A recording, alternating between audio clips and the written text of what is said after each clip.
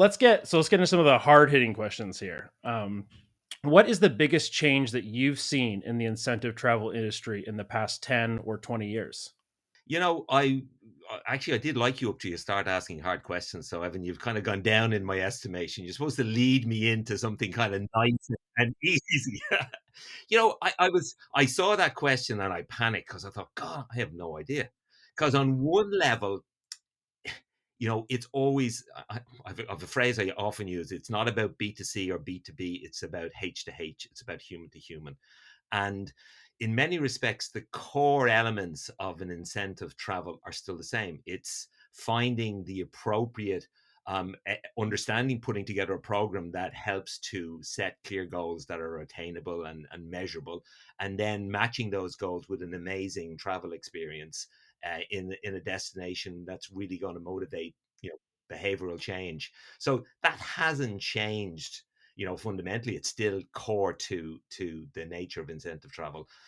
I suppose what has changed is, I suppose, a realization that the power of incentive travel, that actually it does work and it can change behavior, and you can achieve very significant business goals using it.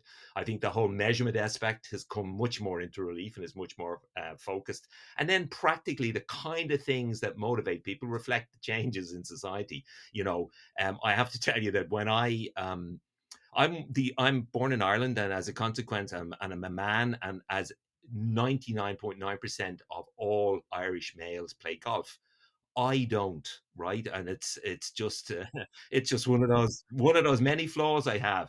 And when I was growing up, and I remember being at various events in the United States, the when the pro one of the program elements was always be golf for the men, and the women would go and learn how to cook, and I would go off with the women because I had no interest in golf, and those kind of gender specific experiences, they're way out now. Whereas if you go to any program, you'll fight the men to get on the cookery courses, and I remember being in Taos, and I was off to see this.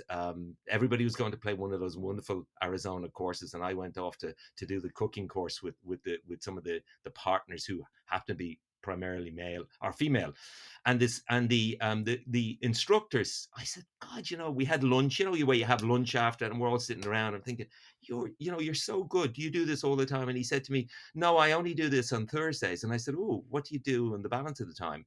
And he said, well, I'm a nuclear physicist in Los Alamos. And I thought, you're pulling my leg. No, he wasn't. And that was another kind of great insight for me, insofar as the wonderful thing about travel is you get to meet people from all walks of life, and really interesting people who are not monodimensional, who are passionate, and you get to learn from them. So that was a long way of saying, I think one of the biggest changes in terms of the participants is the gender mix, the racial mix, the much more level of high participation, the emphasis on CSR. People are looking for transformative experiences, and incentive travel gives you that.